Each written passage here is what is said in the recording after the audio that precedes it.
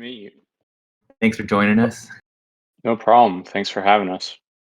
Yeah, thank you guys for all that you've done so far for this effort. I mean, designing this range token, which seems like a really incredible new primitive for all DAOs like ShapeShift, and for joining our forum and our Discord to help explain everything and really teach us about the range token and the possibilities. Help us brainstorm different designs for it, and then joining us here tonight to really answer any questions. I think this is an awesome example to see of DAOs working together, and we really appreciate everything you guys have done to support this effort.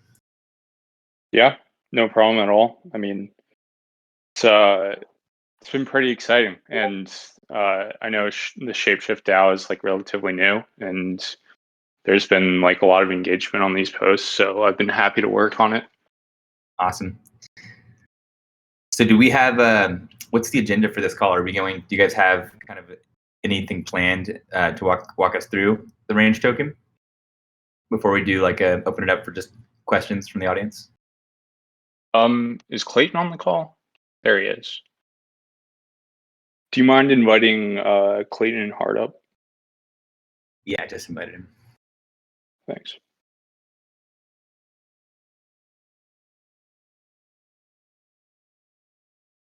Hey guys, really pleasure to be here. What's up, Hart? What's up, Clayton? Hey guys. Clayton, so I know you just joined, but we were just talking agenda. Yep. Do you have like a specific agenda you wanted to run through, or what do you think would be best? I'd like to discuss securing the financial future of ShapeShift, one agenda point, and how we can join forces to take over the DeFi world. Cool. Well, that sounds good. So maybe we'll just kind of give everyone an overview of, we'll start by just giving an overview of what the range token is, and then we can talk about, why it's relevant to ShapeShift and why we're all here. And then, let's start there. Who would like to take that and just give us the best overview of this range token? Sean, you want to go? You've done all the writing and all this awesome posting and engagement with this community. I'm also happy to take a crack if you like. How about you take a crack and I'll add some color, Hart. All right. Yeah, guys, I mean, I've been quiet here because Sean has been so engaged and active in your community. And so I wanted to give him first crack at all this. But the long and short of it is we have realized that there are these DAOs that are sitting around with tons of their project asset, this single token. And that is, not the best. DAOs want to do useful things with this project token, or diversify it, or just generally set them up for their own project success. And so at a very macro level, just to zoom way out for a second, what we've been working on is solutions to take that project token, in this case, it's the Fox token, and use it as useful collateral to do other things. That's been the history of like what we've done with KPI options. So it's kind of like building incentive structures with those tokens. And then the range token came out of this idea of like, well, wait, can we not borrow against this token? And when you talk about borrowing against a token, first of all, people's minds immediately kind of go to this idea of, well, what if we got the token listed on Compound or Aave or Cream? And that does work, very well if you want to do a short-term loan against a token. But from a treasury management perspective, it's not very satisfying because you have this short-term loan that if your token price drops for whatever reason, if there's a bear market or whatever else, you have to keep posting collateral, and that could be like very dangerous for a DAO. So what I'll just give the context here and then let Sean go in with details. The gist of the range token and how we've sort of come up with this idea is we're saying, hey, let's take a portion of a DAO of the treasury of the project token, take a portion of that collateral of that token, use it as collateral with a max downside, with a worst case of like how much collateral would ever have to be posted in this loan. And that worst case is the bottom end of this range. So it basically means we're never selling tokens of below this price. And from a nerdy financial engineering perspective, we're saying this is actually like a put option. This is downside protection. And so now what we've done is we've created a method so far of like, okay, a DAO can take their project token, use it as a loan, but have capped downside, have no risk of liquidation. The problem then is like, okay, what if investors buying this thing, they're getting this loan and kind of selling this put option? That's a lot of risk. They might charge a lot for that. So what we've done to make this more palatable to the investor is we have this upper end of the range where we insert what essentially looks like a call option that offsets the cost of this put. And this is, I hope I'm not being too like financial nerdy here, and this is a little bit, we're doing this over voice too, but the basic idea is that call option is the top end of the range. And so what we're telling to the investor is like, hey, if the token price rallies past this top end of the range, you get some added upside. And this upside should effectively pay for the downside protection, which is the put part of things, the downside protection you're offering. And so that's just like some context for the history of how we've developed, how we kind of came across this idea. It's and really Kevin Chan should get all the credit. But it's, let's take a loan. Let's have the Treasury let's have the DAO try to borrow against their project collateral for this loan. Let's put in downside protection, which is the bottom end of the range. And let's pay for that downside protection by selling some upside, which is the top end of the range. I'm going to stop talking and ask everybody if that was actually clear or super confusing, and anything they want to add. Thanks for that great overview, Hart. I mean, for somebody who's already studied and stuff, it makes sense, but I can understand how it's a lot for somebody who hasn't heard about the range token or isn't familiar with a lot of these different terms to wrap their head around. So no hard feelings for anyone in the audience who still is trying to wrap their head around it. Hopefully by the end of this call, it'll be a lot more clear. But yeah, that makes a ton of sense. And I agree. What you guys have built is super cool. I know when we heard about it at ShapeShift, even before the announcement, a lot of us thought it was really cool. We were putting mind blown emojis on it because it was such an amazing idea that no one had really conceived it before, but definitely fills a need. And that's why we're here, because we think it could fill a need that we have right now to diversify our treasury and get some stable coins into the ShapeShift DAO treasury without selling Fox right now, and while still maintaining upside to Fox in the future. That's the why and why we're looking at it today. I wanted to ask. Go ahead, John. No, I was just going to say that it makes sense to me, and I really love hearing the explanation over this forum. So thank you, Hart. I think that to me it makes sense. I'm sure that there will be some questions that will help clarify as we go and pull some audience members up. But that's really great, and I do want to just let people know that there's a great discussion going on this in the ShapeShift forum where you can see some more of these details and scenarios. And Sean has done a really great job of laying out exactly what this looks like, both in terms of the range token and the success token, which I also want to talk about because it's kind of the two options that ShapeShift DAO is considering right now. So I think it's worth it's worth it for us to talk about both of those tonight. But let's focus on the range token first, and then we'll come back to success token. Go ahead, Willett. Sorry for interrupting. No, thanks, John. So I wanted to ask, you mentioned kind of how you guys were inspired for this idea, and one thing that it reminded me of is a convertible debt note, and that helped me wrap my head around this. Would you guys liken it to a convertible debt note that not only has a discount and valuation cap, but also has a valuation floor, which convertible debt notes don't typically have? But for those that don't know, convertible debt notes are a very popular way for startups to raise funding from investors, particularly because it's difficult to value a startup in the early stage. And it's a great way to still give investors and the startup some upside rather than selling equity at an early stage, which you typically have to do for a higher cost. Yeah, Willie, I think that is a very good way of looking at it. And maybe one way to clarify this or sort of bring it home is just to look at the economics of the range token that we deployed and sold to investors. And so that token backed by like the UMA token itself, the range we set on was I think a $4 to $12 range. And what we did is we sold this token, so convertible debt, that if at expiry the UMA token is between like $4 and $12, the investor gets $1 of UMA. And that's like the debt part. So if you're within this range, between the floor and the cap, you get your money back, and there's embedded interest in that. If we're above $12, you get upside. You make more money. And if you're below $12, below $4, you just get UMA at a price of $4. And so really what we've done is we raised, and again, we did this as a proof of concept to showcase to other people, but we raised $2.6 million without selling our token at current prices. We're really saying, hey, we are going to sell our token at expiry. We're going to raise $2.6 million at expiry. We're going to owe $2.6 million at expiry for between $4 and $12. We're going to pay out some more upside if we're above that.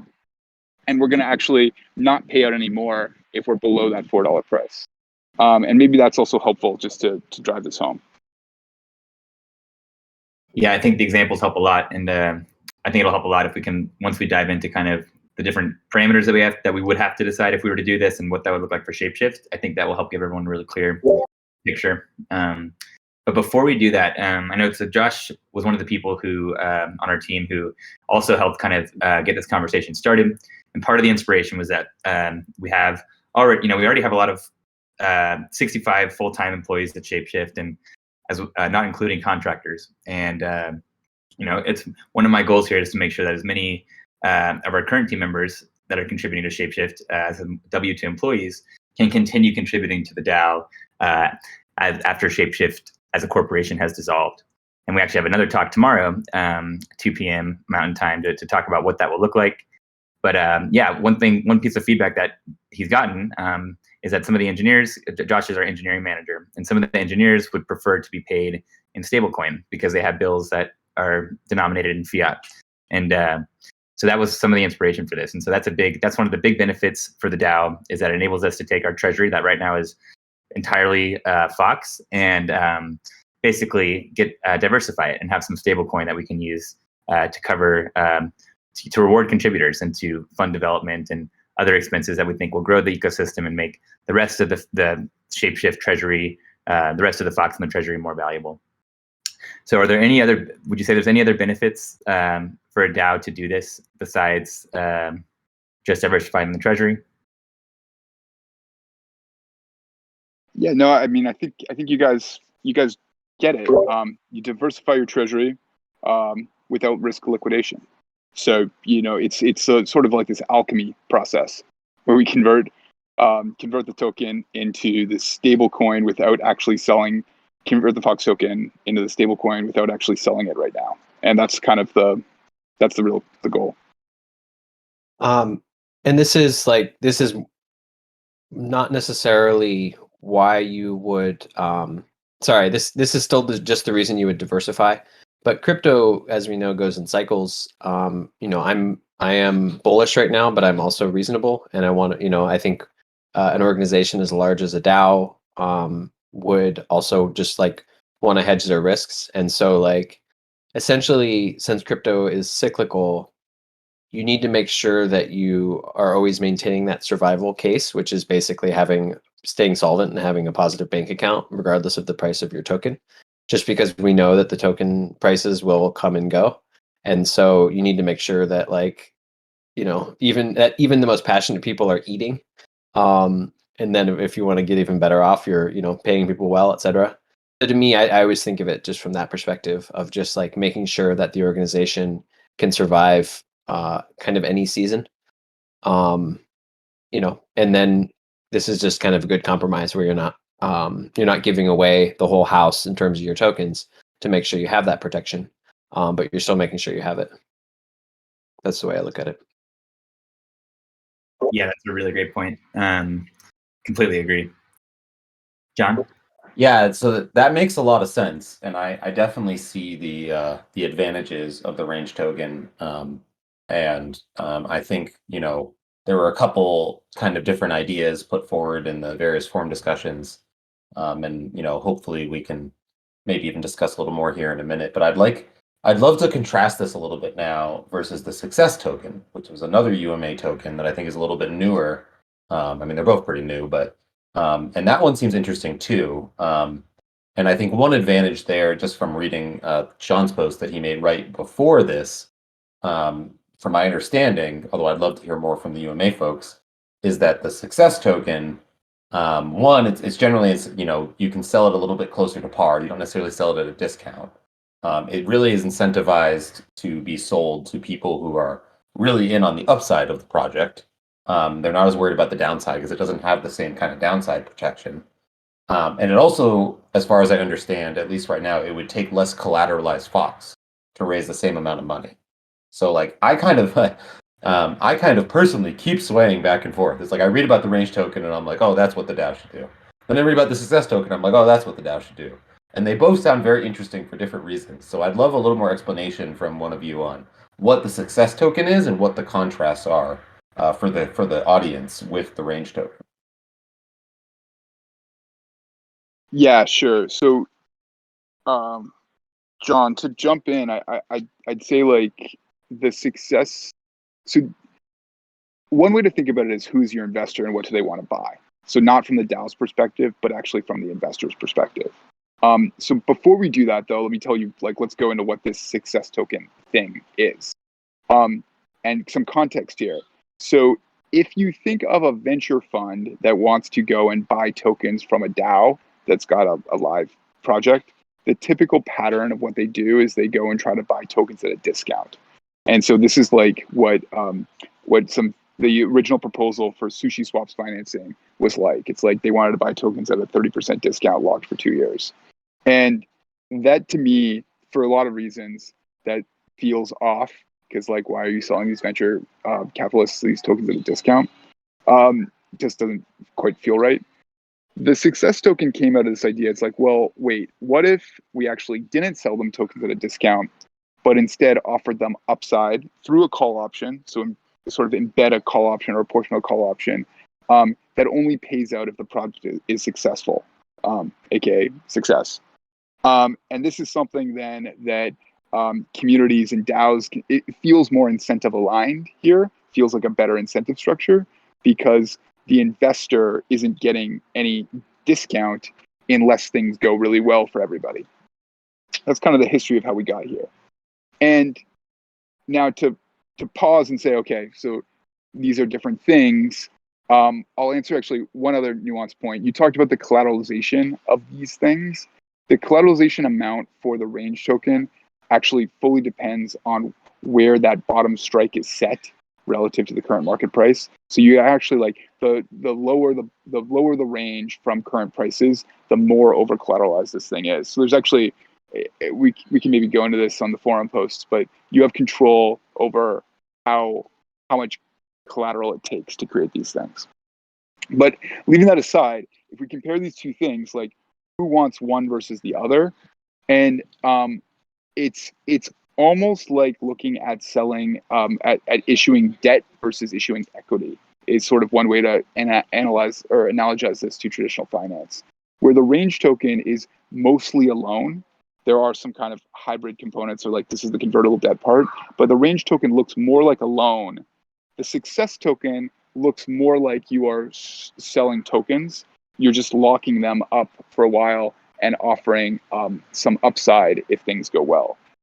And so it ultimately depends on, like, do investors, one way to look at this, or one way to think about this is, do investors want to buy one over the other? Like, what do they find more interesting on one hand, and what does the DAO want to sell? Do they want to sell something that looks a little bit more like debt, a little bit more like a loan, or do they want to sell something that looks a little bit more like selling tokens? And ultimately, I think it from the DAO's perspective, it depends on their outlook of their own token price. If they think their token price is going to go up by a lot, you're probably more inclined to want to sell debt. If you think things are maybe toppy, you're probably more inclined to sell tokens. Maybe I'll pause there and see if you have any questions. Really great overview. And would you guys agree that one other kind of benefit and nuance of the success token relative to the range token is that it actually can incentivize your community. Like your community actually is empowered to help achieve the goals, right? Because let's say, for instance, that we made the success based on like an on-chain metric, like the amount of volume that ShapeShift users do in our interface on trades. Then, let's say we're really close to hitting the goal, or it looks like we can hit the goal, or let's say someone who buys those tokens wants to help support that goal, they can just use ShapeShift to trade throughout the period and actually help contribute to hitting the success metric and having the payout occur. I actually don't think that's the success token, Willie. I think what you're referring to is another UMA product that they call the KPI option, which does what you said. But yeah, correct me if I'm wrong, Hart. No, you're both right, honestly. Like what you're suggesting is actually saying like the success token, what we were kind of doing, John, is like saying, hey, let's embed the kind of option embedded, let's make it based on price, which makes it a call option. Let's define success here just by the price of the Fox token. But what Willie's saying is totally accurate. We could actually make that option contingent on something else, like volume, right? Which was like this other KPI option idea. And so it's effectively the same thing, and it's sort of how flexible stuff is. And one thing that I'm a little bit worried about is like opening up too many different ideas, because then it's actually hard to kind of come to consensus about what the right path forward is. But it is what Willie's suggesting is like a really cool idea, and something that actually has no analog in traditional finance of selling like equity like things, selling tokens, but having this option be based off of something like a metric for the protocol. There's like really wild and cool stuff to do there. So, but again, we're at the risk of like having too many ideas, which might lead to a little bit of like decision paralysis. Yeah, I think it's super cool, but I think for the purposes of this discussion, let's try to stay honed in just on these two ideas, the range token and the success token, because I think that's more than enough for people to take in. But I do love your thoughts on that, Willie. And there's no reason we couldn't even do that, like what you're talking about, as a separate thing. But I think for simplicity, let's keep it focused on these two items. Great. Well, Willie, any other questions or anything else anyone UMA team wants to add in on this kind of base level? Because what I would love to do after that, once we kind of set the stage here, is open it up to anyone in the audience, including people from ShapeShift, people from UMA, other people from the community, to come up and ask questions or add to the discussion. Yeah, Hart, I wanted to ask a question to you. Basically, what are some of the things that ShapeShift could use to determine whether they should choose kind of a success token or a range token? And one thing that comes to mind for me, as I know Sushi has investigated the success token specifically for the sake of gaining strategic investors. So that's like one sort of outcome or one reason you might use that. And then one reason you might use the range token would be essentially because you believe that your token is undervalued presently. And so you want to make sure that you're not selling yourself short, and so you want to sort of borrow against it. Are there any other kind of guiding things that people here can use picking between those two options? I think it's a really good question, Clayton. Like, and it ultimately, like, it has to go back to the ShapeShift community and like what they're looking for or thinking.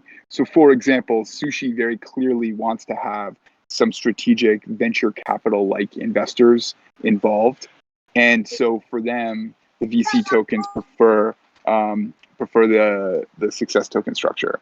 But yeah, so it's ultimately like, does ShapeShift have in mind some people that they'd like to buy this thing? And so maybe you can kind of preview and see what they like better. And then that's one angle. And then on the other angle is just like, okay, well, what does the DAO prefer from their own treasury management perspective? Kind of going back to this idea of, do you want to sell something that's more like a loan? Do you want to more like take a loan out, or do you actually want to sell some tokens here? Those are, I think, the two angles to look at it. Yeah.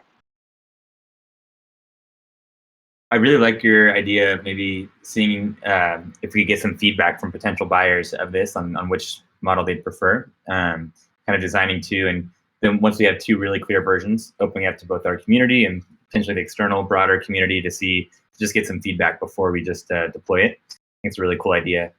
And I'm curious, what kind of audiences from the other tokens that you guys have done in the past, which audiences were, how did you sell this? Was it just like, did you create a pool on a DEX, or how are these tokens actually distributed? And what type of audiences do you see, what type of buyers do you see in the examples you guys have done in the past? Yeah, so Willie, this stuff is really, quite new. And so the example we did with our range token, we just went into our network and found we did it as a private sale to people in our network that were mainly DeFi native folks. And we did this again. We were doing this as just a proof of concept, just to see if people grok the idea and to see if there was investor appetite. And we wanted to do this kind of quickly, and actually didn't, for the purposes of kind of getting feedback, it was better to do this as a private sale rather than doing it publicly, so we could actually talk to each of these buyers and be like, does this make sense? Do you like this? Like, are we explaining this correctly? That kind of thing. And so the people that we had involved were some OTC market making desks, like Wintermute and Symbolic and a few of these OTC desks that we wanted to get them involved because we wanted them to understand the structure so that they could potentially buy it on behalf of their own clients in the future, sort of grow the potential investor base.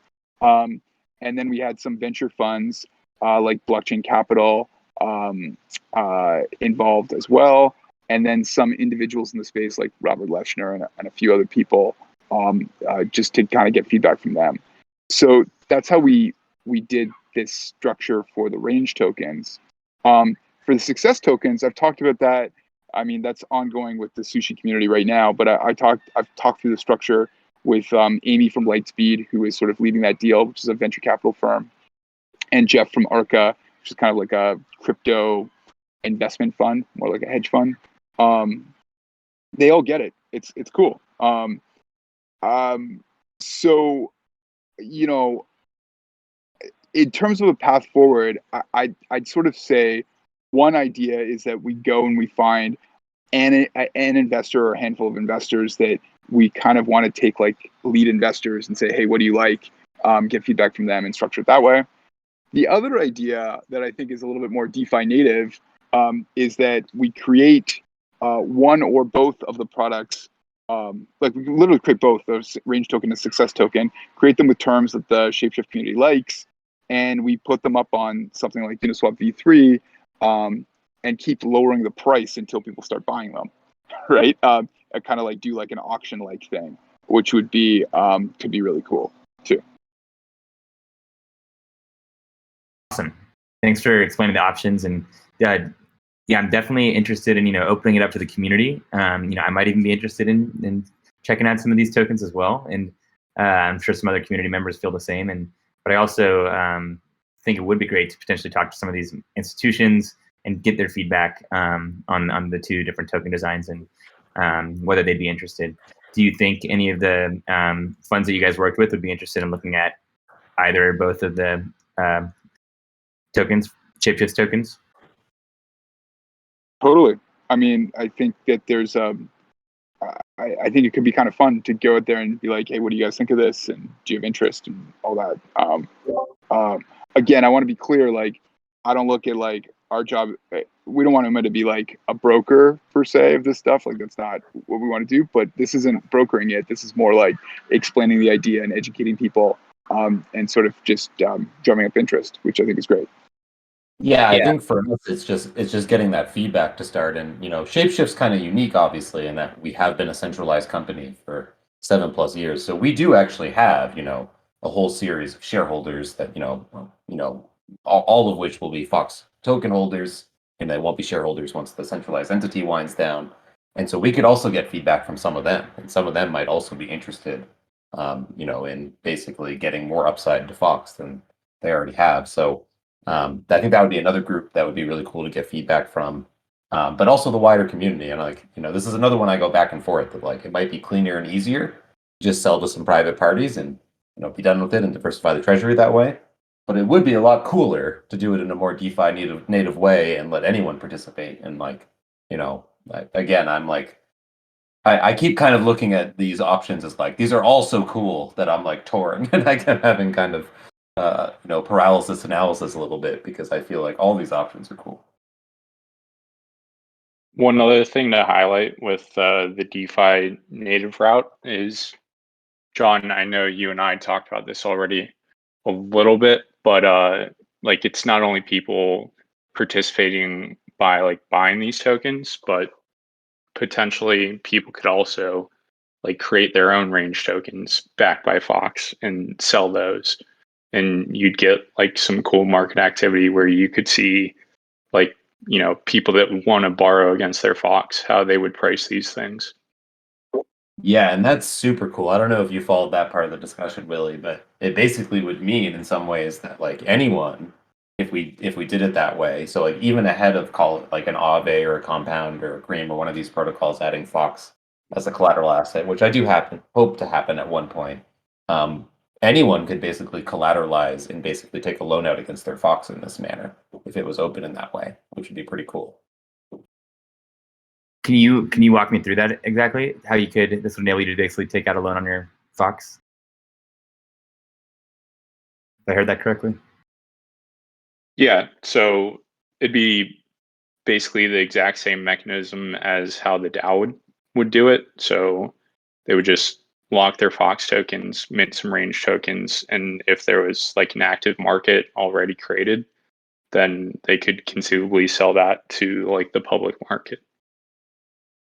Wow, that is really cool, and I missed that part of the conversation. So thanks for reiterating that. That's super neat. I didn't realize that basically, yeah, anyone who has Fox would be able to mint these range tokens or success tokens. That's super cool. But that is only in the case where we did that in the more public, anyone can, like the contract is public and anyone can do it manner, anyone can put it on an AMM type thing. Otherwise, it doesn't work as well. Yeah, John, I'd just add to that where there's like this in-between state where you could do it privately to start, but the private contract, anyone can go and mint like the range tokens for. So it's possible that it could be this like private thing to start, and then somebody goes and says, hey, I want to mint these things and create a Uniswap market for them.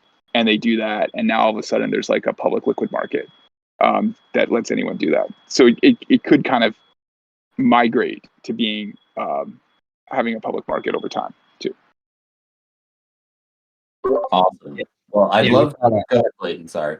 Oh, no, sorry. I was just going to say we saw that happen with our KPI options. The community created and funded their own pool so that they could trade them. So yeah, you could easily see that happening.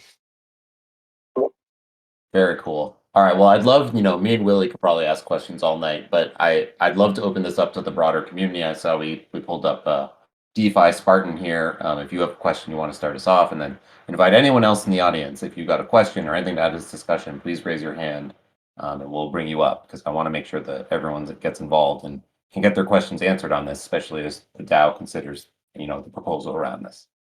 But DeFi Spartan, please go ahead. Yeah, it's been a super interesting conversation. I known a little bit about range tokens before this, but I think this is super interesting. So background on me, I'm a developer at Aave, and actually something that we've run into recently is that, we're trying to figure out how to diversify like our DAO holdings, but also the safety module. Because currently, Aave is the backstop token of all of the risk of the protocol. And, in the event of this massive collapse, obviously the Aave token price would fall. And that's really bad for, backstopping the risk of the protocol. So I was just trying to think about ways potentially that, range tokens could be implemented to sort of alleviate some of that, downward price pressure on Aave.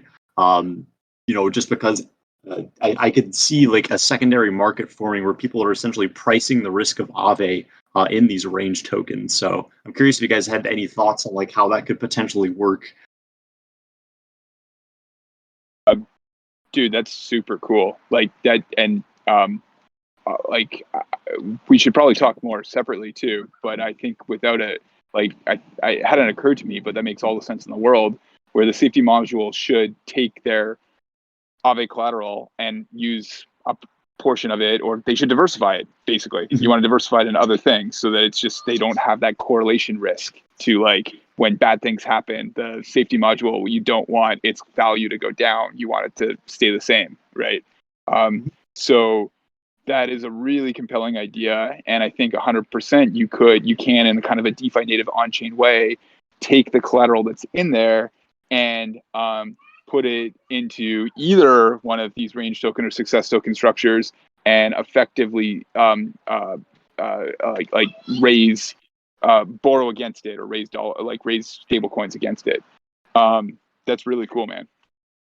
Yeah, we should do connect that after this because I think there's tons of different ways that these could potentially be implemented. So just throwing ideas at the wall and seeing what works. 100%. Yeah, that's exciting. Thanks for that. DeFi Spartan, it sounded like your question was something around like, were you saying that having a liquid market for this would be a good thing or a bad thing? I think it would be a good thing. In my head, I think people would want to be able to trade this risk. Like, I think that would be, just a useful feature for someone coming into Aave, because you would have the ability to stake your token and earn like this 7% yield for backstopping the risk of the protocol.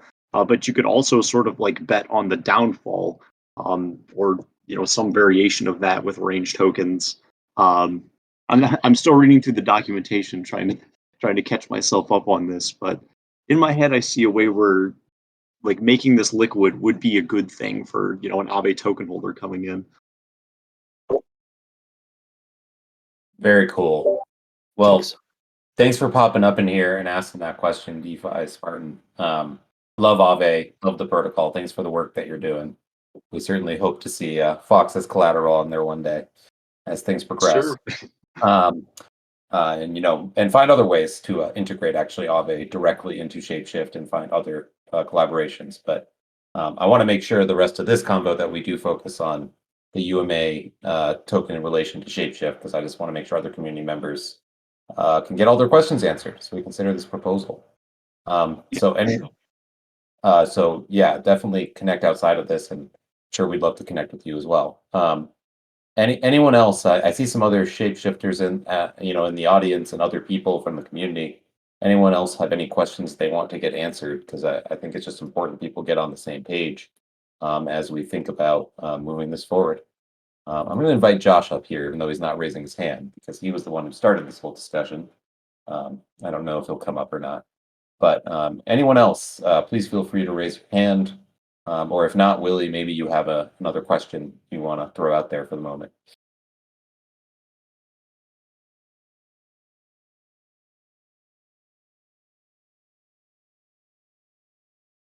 Or maybe not.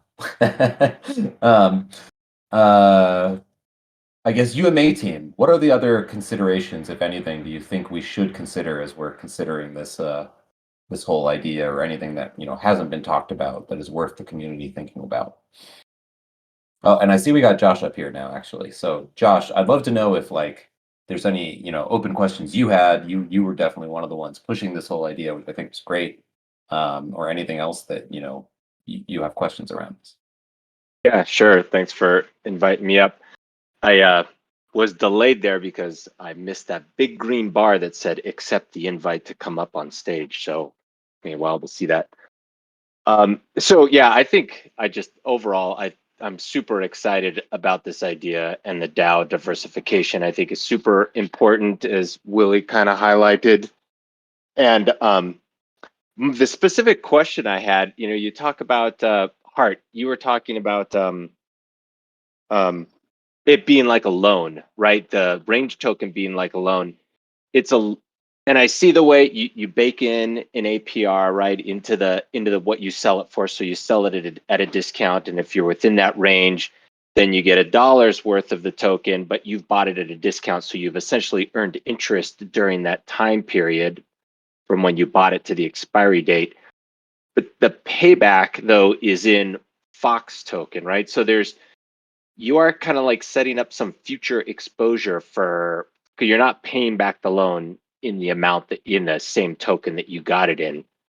So does that produce any kind of future challenge at all that you're paying back your loan in your native token?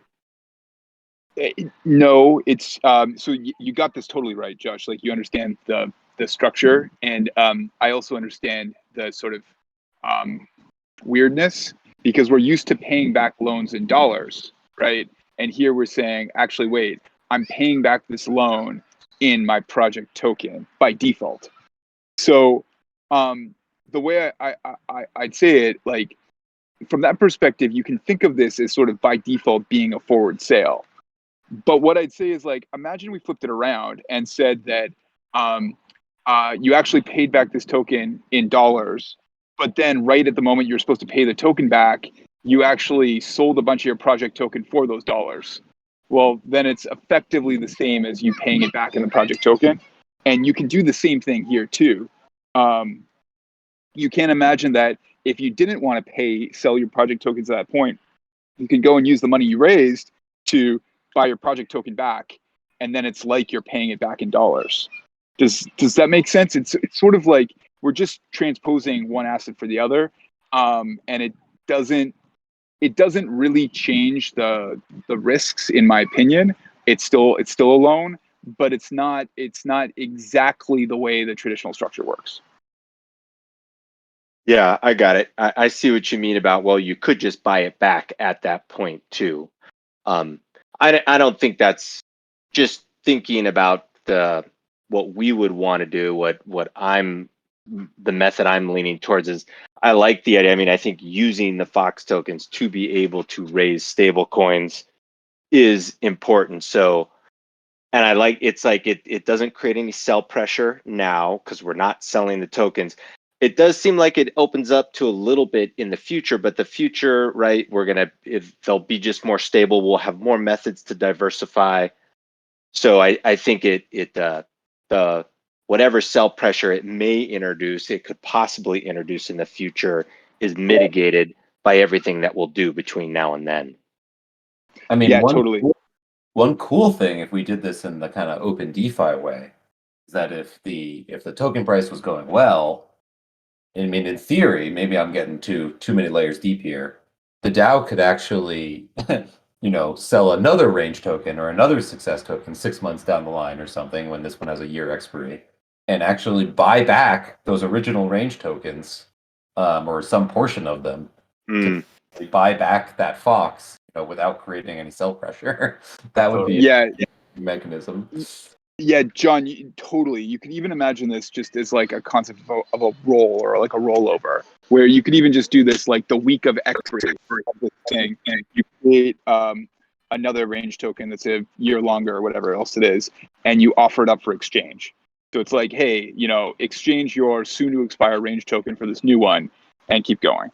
There's like lots and lots of options here, and I think you're right. It's kind of another layer, but it's pretty compelling, and it does create a sort of like a debt market for the Fox token, which is just kind of a cool idea.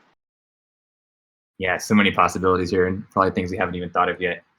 And I think, it's important to keep in mind that the alternative here is basically selling Fox right now at its current price, or even selling it at a discount and having it unlock, over years, which will still result in like the same sell pressure. And, I think generally if you're bullish on the project, and aside from the cycles that Clayton mentioned, which are indeed very relevant, but aside from the cycles, if you're bullish on it, then it's better to sell equity in the future than at the present, right?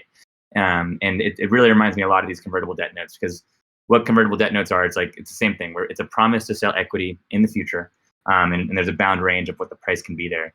So it's kind of like the reason that a lot of startups use convertible debt notes is because it's a great way to, if they're bullish on themselves, which they are, it's a great way to, rather than selling equity at their current price, kick the can down the road, especially when it's really hard to value something. Fox token's been super volatile just over the past 2 weeks since the announcement, and it'd be silly to think that right now is the same price that it's going to be 3 and 6 months from now. So it's a great way for us to get the stable coins into our treasury that we need now, and then kick the can down the road a little bit for when we actually need to price Fox. Although it is a little different because startups, of course, don't have liquid markets for their tokens. So that is one big difference here. But I think that the convertible debt note analogy really helps me understand the purpose of the range token. You guys able to hear me now? John is a NUMA engineer, so I do know he's a real person and not an underwater being. I don't know what he was intending on raising. So, All right. Well, let's give him a sec to fix his mic. Rabbit Hole, who just jumped up here. If you got a question or comment for the discussion. Yes. Hello. I'm pretty new to this, so forgive me if questions are too obvious or weird. But you probably need some people like me in your audience to understand, like, general crowd. So basically, just to simplify, maybe an example, like, let's say you're getting that loan in the range tokens, and then Fox token goes down, I don't know, 75%. So you owe in Fox tokens, right? Is it correct? So in this case, you're not really exposed to the downside. Is it what it is for, or is it completely off? let's I'd frame it this way. Let's say that let's just say that the token price right now is $1, just to pick a number. And yeah, let's say the it's range, $1 of Fox, pretty close, right? yeah, let's just say it's $1 token price. And let's say the range on this was 50 cents at the bottom end to $2. And then let's say the token price goes down by 75% to 25 cents. So if at expiry the token price is worth 25 cents and you wanted $1 of tokens, you should get 4 tokens to be paid out $1. But because you have this limit of this range of 50 cents, we're saying the worst price we sell Fox tokens is 50 cents. So instead of getting 4 tokens, you only get 2 tokens. So those 2 tokens, I'll stop there. Does that make sense?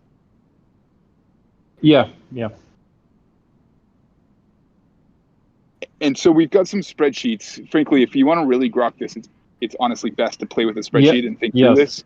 Definitely. But it's just I think the best way to kind of wrap your head around. But that's the way to think about it. Where the worst case price you'll sell the token is 50 cents, and so if you're below 50 cents, you're not selling the tokens at that price. You're selling them at 50 cents. So again, that means that to pay back $1, the most you'll ever pay will be 2 Fox tokens. So 2 tokens at 50 cents is $1, even if those tokens are worth a penny, right? If those 2 tokens are worth a penny, that means the holder is only getting 2 tokens worth 2 cents. And so in that case, the DAO wins, the investor loses. Okay. Yeah, and where can I access those spreadsheets? Is it on Range Token, like Google it, just find the website, or is it on the Discord for the Fox? I'd go into the forum posts. Sean put together some really great forum posts, and Sean, unless I'm mistaken, there were some links to some spreadsheet or some sort of write-ups there, and that had some spreadsheets in them. Is that right? Yep. There's a couple posts up in the ShapeShift discourse. One for range tokens and one for success tokens, which shows how it's priced. But the range token example is pretty similar to what Hart just described, just with a wider range. Okay. So kind of to summarize, it's protection from the worst case scenario, I guess, right?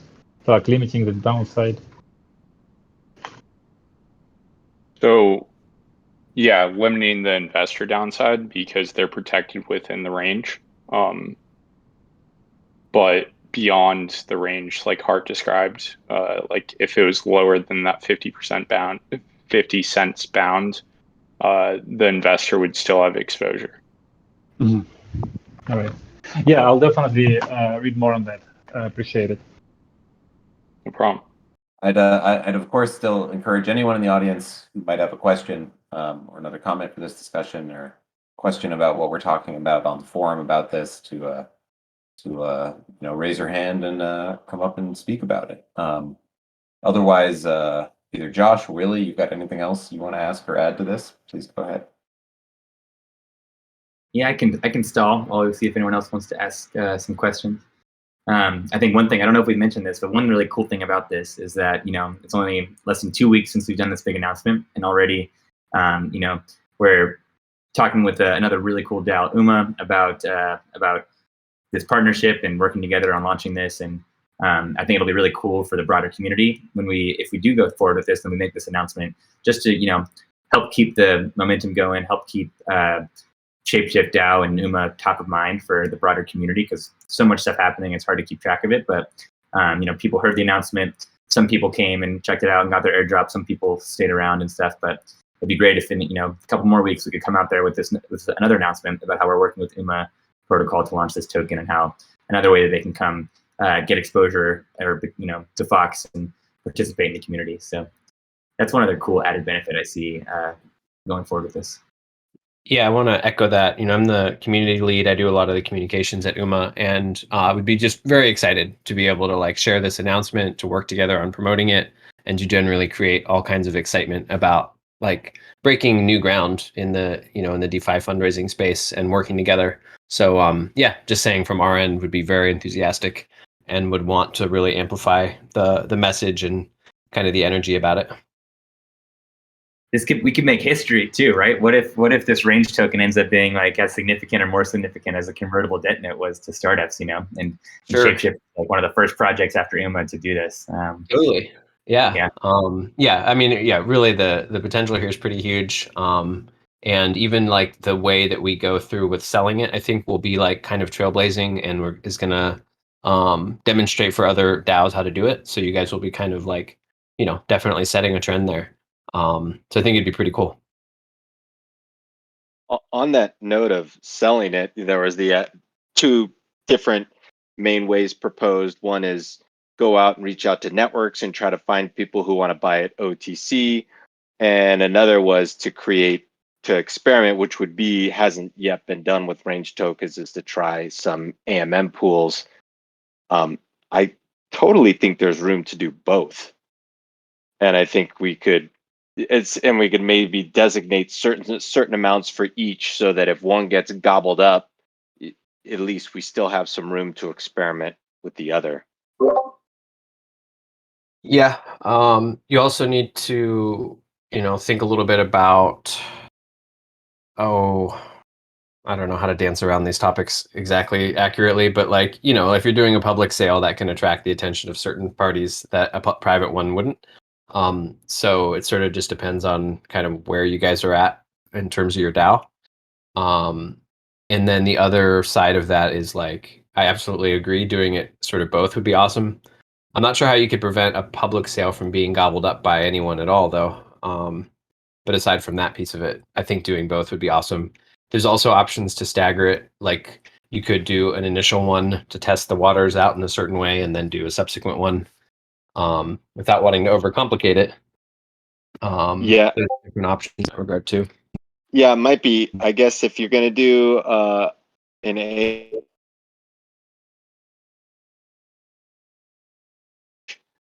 doing a private sale at a certain set price, so maybe you do one and then the other. Yeah, that's a good consideration.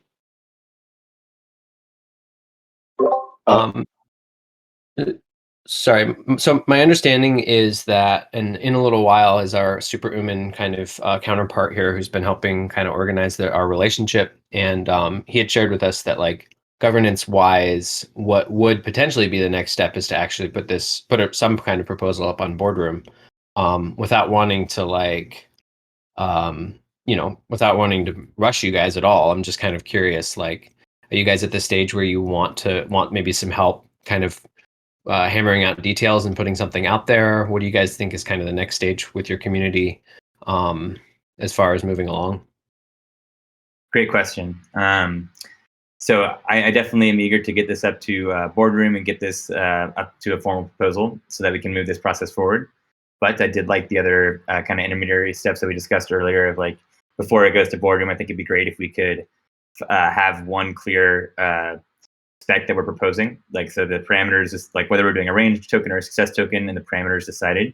And without wanting to make this too bureaucratic or slow down the process too much, I do think it'll be valuable to get a little bit of feedback. Maybe, John, we can talk to some of ShapeShift's existing investors to get some of their takes on it, and then maybe we can talk separately with the UMA team about potentially talking with some of the parties that they've already spoken with that are familiar with this that they think would be really interested. Certainly no pressure to not, but if you guys have any that you think would be interested, it would probably be great to get their thoughts on it.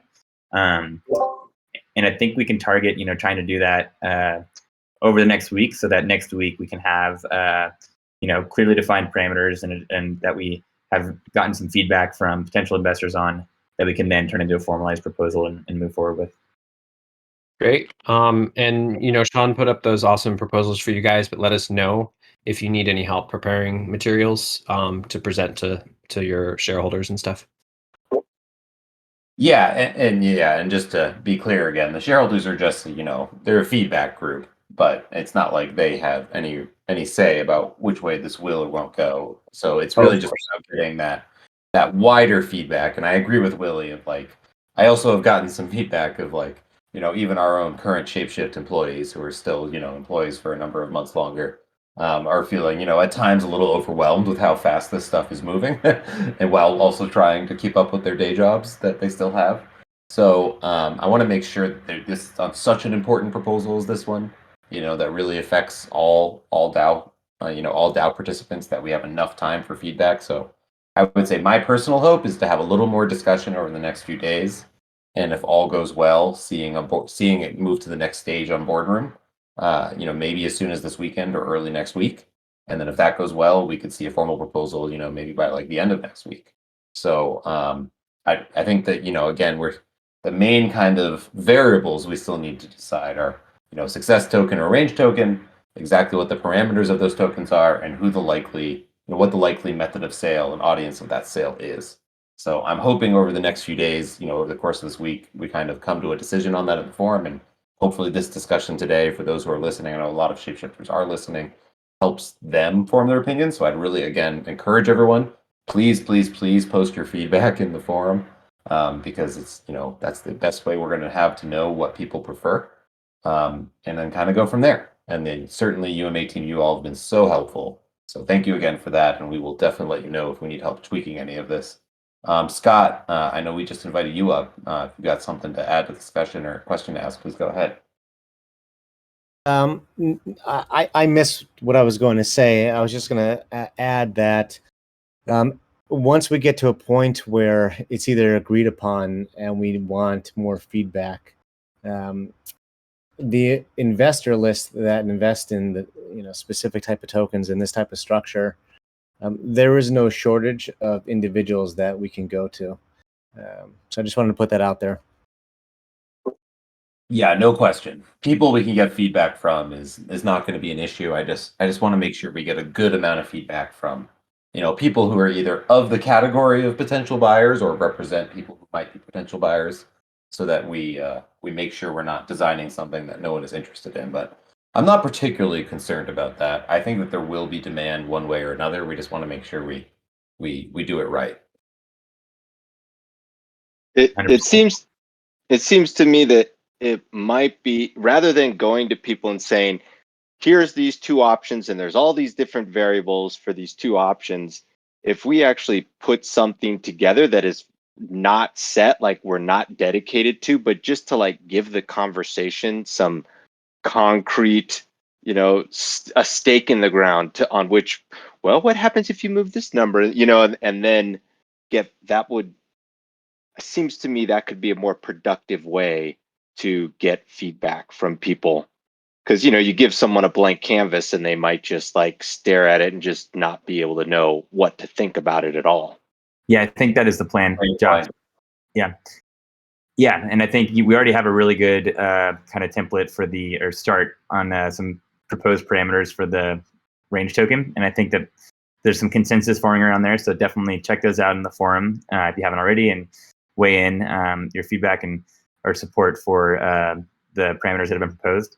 And then, yeah, I agree. If we can figure out some parameters that we think would make sense for the success token, then we can kind of propose those two different variations to the investors and potential investors, and just people who our investors and would be able to at least give feedback. I think those are some good next steps. I want to acknowledge that we're at the top of the hour, and this is scheduled for 1 hour. I believe, and correct me if I'm wrong, I heard there might be a POAP, proof of attendance protocol badge for attendees. There's going to be a POAP, but it's going to be distributed manually. So you get a DM from someone from Mumma, and you get the code to claim the POAP. Sweet. Awesome. Looking The forward to co-op it. is awesome. He makes some killer POAPs. So thank you guys for your time and attention and for chatting about this. Just fun stuff we get to do. We have cool jobs. It's cool stuff. So cool. Thank you, guys. Thank you all. Yeah, this has been Yeah, super guys. awesome. Thanks everyone Really- for joining. Really great, everyone, guys. Thank you. yeah, everyone have a great night, and look forward to seeing this discussion evolve. Again, everyone, really encourage you, talk about it in the Discord, talk about it in the forum, and hopefully we're going to see this proposal moving forward over the next week or two, and then maybe up for a formal vote. So make your voice heard, and let's all work together to do hopefully what's best for now. Whoa. Thanks, everybody. Talk to you soon. Bye, everyone. See you guys. Thanks, guys.